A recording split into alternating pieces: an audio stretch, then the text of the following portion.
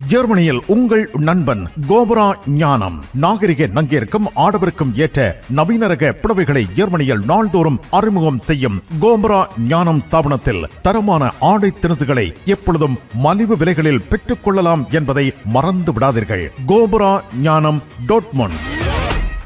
இனியதோர் மாலை பொழுதில் பாரிஸின் ஜெயின் நதியில் மிதக்கும் கப்பலில் உங்கள் விருந்துபசார வைபவங்களை கொண்டாடினால் எப்படி இருக்கும்? உங்களது கற்பனையை நிஜமாக்கித் தருகின்றார் ஈசன். பாரிஸ் நகரின் ரம்மியமான அழகினை ரசித்தவாறே ஈஃபில் டவரை இருமுறை வலம் வரலாம். உங்கள் விருந்து கொண்டாட்ட ஏற்பாடுகள் அனைத்தையும் நிறைவேற்றித் தருகின்றார் ஈசன். சுராஜ் த்ரெத்த இந்தியன்.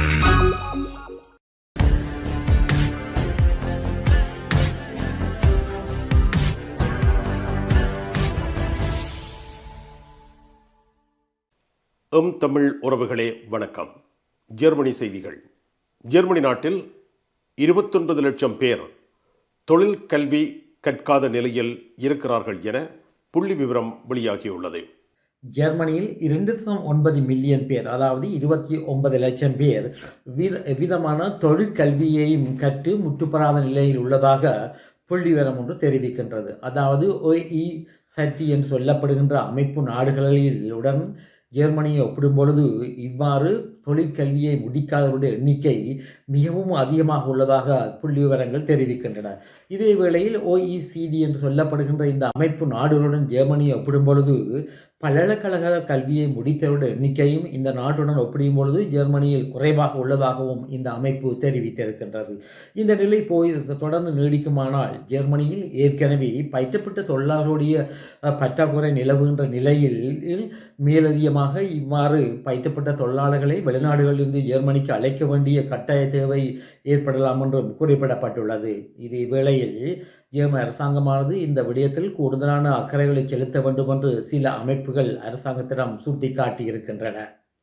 மேலும் வெளிநாடுகளிலிருந்து ஜெர்மனியில் குடியேறியவர்கள், குறிப்பாக இமிகிரேஷன் கிண்டர்கிராண்ட் என்று சொல்லப்படுகின்ற வெளிநாட்டு புலம்பெயர் அமைப்பைச் சேர்ந்த இளைஞர்கள், யுவதிகள் இவ்வாறு தொழிற்கல்வியை முற்றுப்பெறாத நிலையில் உள்ளதாகவும் இந்த புள்ளி விவரம் சுட்டி காட்டுகின்றது. இதன் காரணத்தினால் இந்த குறிப்பிட்ட பகுதியினிடையே கூடுதலான கவனத்தை செலுத்த வேண்டும் என்றும் ஒரு அமைப்பானது சுட்டி காட்டியிருக்கின்றது.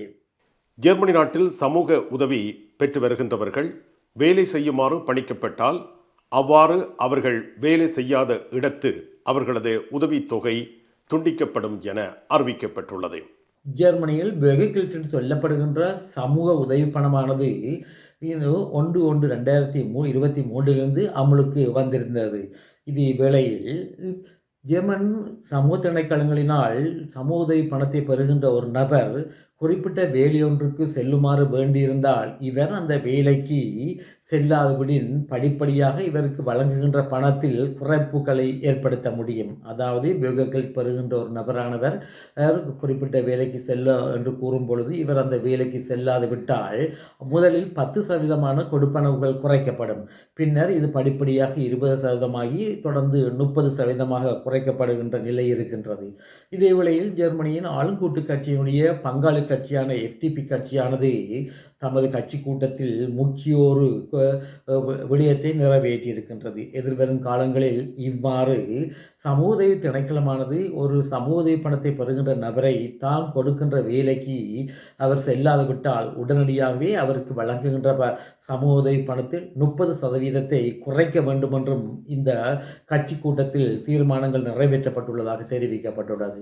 இதே வேளையில் ஏற்கனவே ஜெர்மன் அரசாங்கமானது ஒருவர் 40 ஆண்டுகள் தொடர்ந்து வேலை செய்திருந்தால் இவர் 63 வயதில் ஓய்வூதியத்தை பெறக்கூடிய வாய்ப்பு இருக்கின்றது. இதே வேளையில் தற்பொழுது 65 வயதாக உள்ள இந்த ஓய்வூதிய பெறுகின்ற வயது பின்னர் 67 வயதாக உயர்ச்சி செய்ய இருக்கின்றது. இதே வேளையில் இந்த 40 வருடம் வேலை செய்த ஒரு நபர் 63 வயதில் ஓய்வூதியம் பெறுகின்ற திட்டத்தை உடனடியாக நீக்க வேண்டும் என்றும் இந்த FDP என்று சொல்லப்படுகின்ற அரசாங்கத்தின் கூட்டு கட்சியினுடைய கூட்டத்தில் நடைபெற்ற பிரேரணையில் தெரிவிக்கப்பட்டுள்ளது. அதாவது எதிர்வரும் காலங்களில் இவ்வாறு 63 வயதில் ஓய்வூதியம் பெறுவதையும் நீக்க வேண்டும் என்று இந்த கட்சியினுடைய தீர்மானத்தில் நிறைவேற்றப்பட்டுள்ளதாக தெரிவிக்கப்பட்டுள்ளது. கஞ்சா பாவனை சட்டம் ஜெர்மனி நாட்டில் நடைமுறைக்கு வந்திருக்கிறது. ஜெர்மன் அரசாங்கமானது 1/4/2024 கஞ்சா பாவனையில் புதியொரு சட்டத்தை அறிமுகப்படுத்தி இருக்கின்றது. அதாவது ஒரு தனிநபரானவர் பொது வழியில் 25 கிராம் கஞ்சாவை வைத்திருக்க முடியும் என்றும் வீட்டில் 50 கிராம் கஞ்சாவை இவர் பயிரிட முடியும் என்பது புதிய சட்டத்தின் விளக்கமாகும்.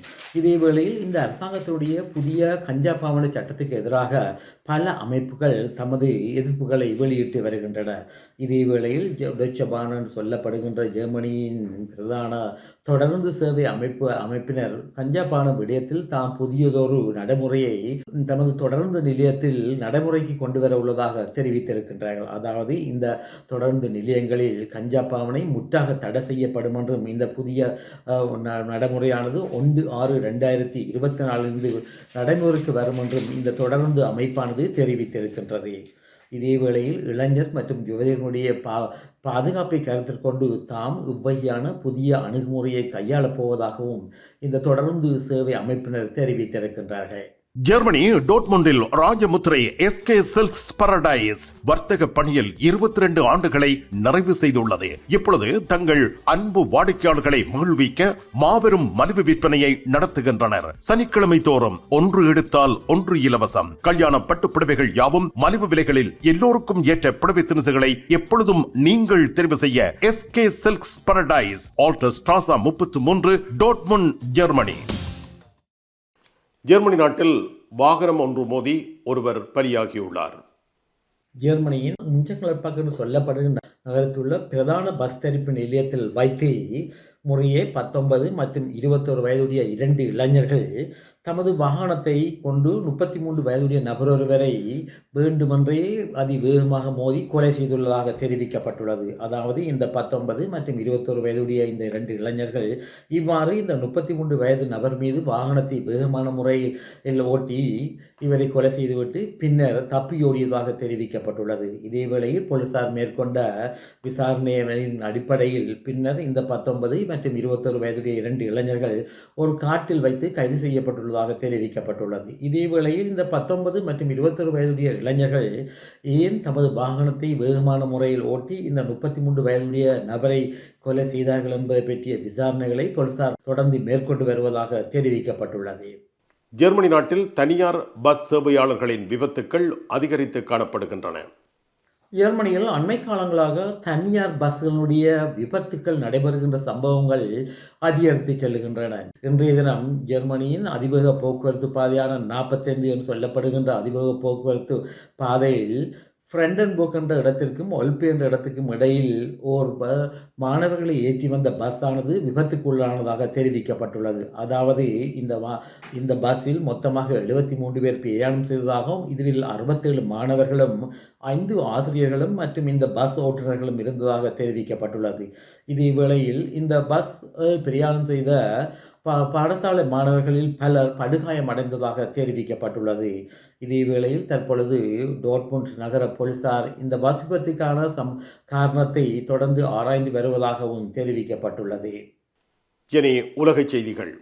உக்ரைனுக்கு அமெரிக்க காங்கிரஸ் ஆனது இதுவரை காலமும் வழங்க இருந்த நிதியை இடைநிறுத்தியிருந்தது. அதாவது அமெரிக்காவினுடைய முன்னாள் ஜனாதிபதி டொனால்ட் ட்ரம்ப் அவருடைய தூண்டுதலின் அடிப்படையில் ரிப்பப்ளிக்கன் கட்சியினர், அதாவது குடியரசுக் கட்சியினுடைய காங்கிரஸ் உறுப்பினர்கள் இந்த நிதி உதவி திட்டத்துக்கு தமது எதிர்ப்பை தெரிவித்து காங்கிரஸில் இந்த நிதி உதவி திட்டமானது நிறைவேற்றாத வகையில் தமது செயற்பாடுகளை கடைபிடித்து வந்தார்கள். இதே வேளையில் இன்றைய தினம் காங்கிரஸ் நடைபெற்ற விவாதத்தில் உக்ரைனுக்கு அமெரிக்காவானது வழங்குகின்ற $61 பில்லியன் நிதி உதவிக்கு தமது அனுமதியை வழங்கியுள்ளதாக தெரிவிக்கப்பட்டுள்ளது.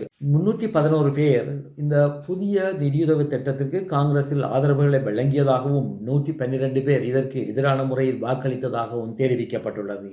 200 ஜனநாயக கட்சியினுடைய காங்கிரஸ் உறுப்பினர்கள் இந்த புதிய நிதியுதவி திட்டத்திற்கு தமது ஆதரவை நல்கியிருந்தார்கள் என்றும் மிகுதி 101 குடியரசுக் கட்சியினர் இந்த தமது ஆதரவை வழங்கியதாகவும் இதே வேளையில் 112 பேர் மொத்தமாக காங்கிரஸில் இந்த புதிய நிதியுதவி திட்டத்துக்கு எதிர்ப்பை தெரிவித்ததாகவும் தெரிவிக்கப்பட்டுள்ளது.